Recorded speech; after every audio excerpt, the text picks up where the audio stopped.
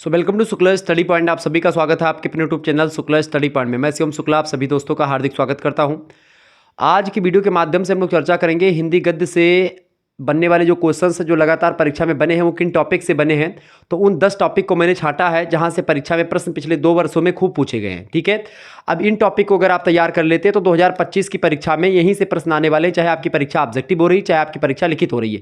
आप किसी भी यूनिवर्सिटी के किसी भी कॉलेज में पढ़ रहे हैं, डोंट मैटर, यानी कोई चिंता करने की आपको आवश्यकता नहीं। शुक्ला स्टडी पॉइंट आपके लिए चिंता कर रहा है। ठीक है, मैंने बड़ी मेहनत करने के बाद में ये 10 टॉपिक आपके समक्ष छांटे हैं जो कि आपके समक्ष मैं लेकर के आया हूं। ऐसे ही अगर आप कहेंगे तो हर एक सब्जेक्ट के 10 इंपॉर्टेंट टॉपिक जो होंगे उनको एक प्रकार से मैं बता दूंगा आपको, जिनसे परीक्षाओं में प्रश्न खूब पूछे गए विभिन्न विश्वविद्यालयों में। तो अगर आपको चाहिए तो कमेंट करके बताओ, हाँ गुरुजी हमको जो है 10 इंपॉर्टेंट टॉपिक की वीडियो, मतलब कि 10 इंपॉर्टेंट टॉपिक चाहिए, तो मैं तुरंत उस पर काम करना शुरू कर दूंगा। और ये 10 इंपॉर्टेंट टॉपिक्स जो होंगे वो आपको एक प्रकार से मैं बताऊंगा कि कौन कौन से टॉपिक हैं और कौन कौन से प्रश्न कहाँ कहाँ से पूछे गए हैं। ठीक है, इंपॉर्टेंट टॉपिक्स हैं ये 10 इंपॉर्टेंट टॉपिक्स हिंदी गद्य के। बीए 3rd सेमेस्टर में आपको हिंदी में क्या पढ़ना होता है, इसमें आपको हिंदी गद्य के बारे में पढ़ना होता है। किसके बारे में महोदय? हिंदी गद्य के बारे में आपको पढ़ना होता है। ठीक है, ये बात आप ध्यान रखेंगे। सबसे पहली बात ये कि बीए 3य सेमेस्टर में आप पहुंच चुके हैं, हिंदी गद्य आपको पढ़ना है।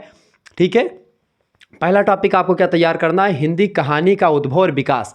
यह प्रश्न हमेशा हमेशा और हमेशा पूछा जाने वाला प्रश्न है। कोई विश्वविद्यालय ऐसा नहीं है जिसने ये प्रश्न पूछा ना हो अभी तक। यानी जब से एनईपी आई है, नेशनल एजुकेशन पॉलिसी आई है, तब से यह प्रश्न लगातार परीक्षा में पूछा जा रहा है। तो प्लीज़ आप इस टॉपिक को तैयार कर लीजिएगा, हिंदी कहानी का उद्भव और विकास। और इसको मैंने ओपन यूट्यूब पर पढ़ा रखा है एक चैप्टर के माध्यम से। चैप्टर 2 में हमने हिंदी कहानी का उद्भव और विकास को बहुत ही विस्तार से पढ़ाया, जिसमें हमने आचार्य रामचंद्र शुक्ल के अनुसार कि किस तरीके से आचार्य रामचंद्र शुक्ल ने हिंदी की कहानियों का विवरण प्रस्तुत किया और पूरा का पूरा इतिहास समझाया।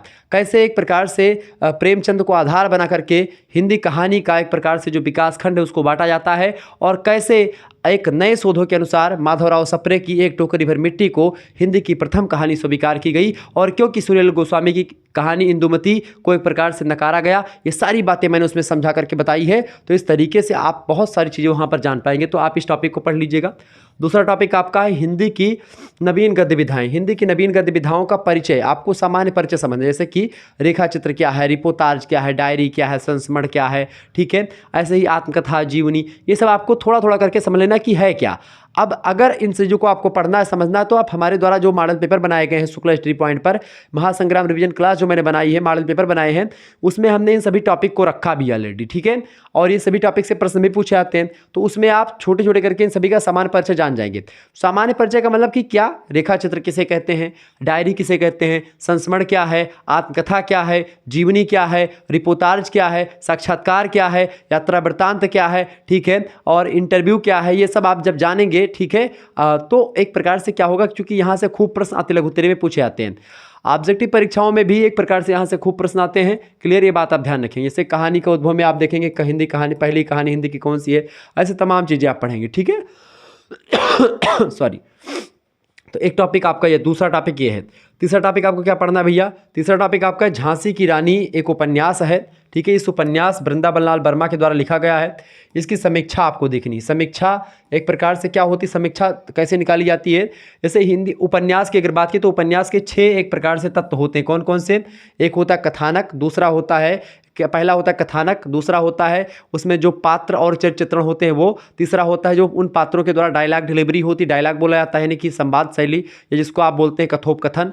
तीसरा चौथा आपका होता है वातावरण, यानी कि देश काल कहाँ पर एक प्रकार से कहाँ की कहानी है, किस परिवेश पर कहानी चलती है। इसके अलावा चौथा हो गया। पांचवा आपका होता है भैया कि एक प्रकार से भाषा और शैली कैसी है, और छठा होता है क्या, उद्देश्य, यानी किस उद्देश्य को ध्यान में रख करके उपन्यास लिखा गया है।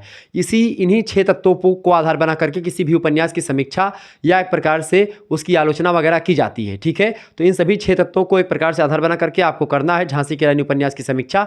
मैंने ऑलरेडी कर रखी है, अगर आपने नहीं देखा तो वीडियो देख लीजिएगा, प्लेलिस्ट में आपको मिल जाएगी। ठीक है, तो ये उपन्यास की समीक्षा हो गई।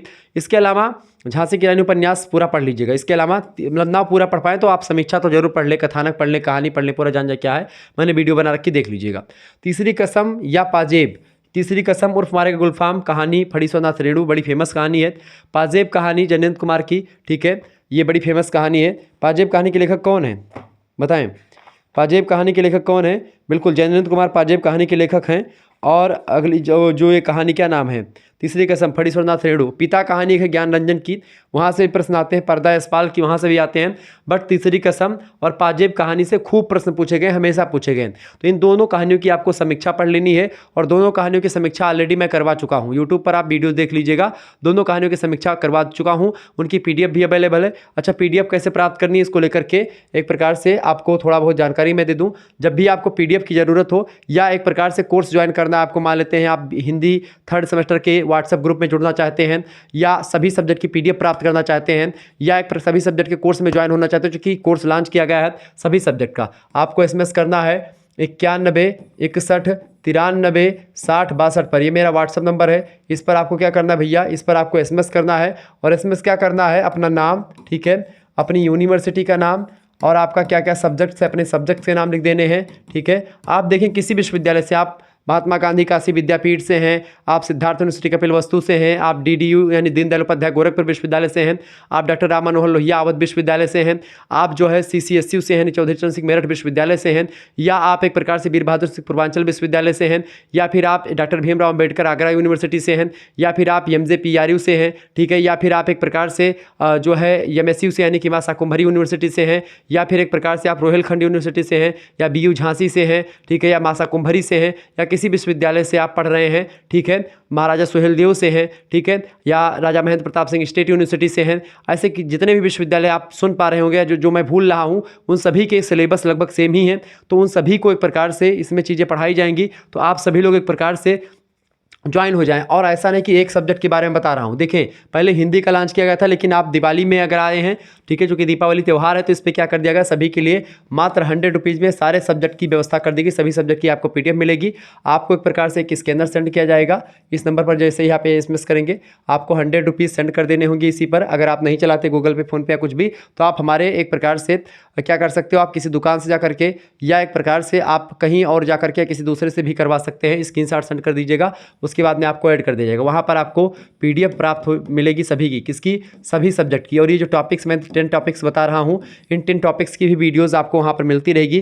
10 टॉपिक्स की बेसिकली एक प्रकार से PDF वगैरह जो मिलेगी, इन 10 टॉपिक्स में से लगभग 7-8 टॉपिक तो मैं ऑलरेडी करवा चुका हूँ। जो टॉपिक बचे हैं वो भी मैं करवाता रहूँगा धीरे धीरे, ठीक है।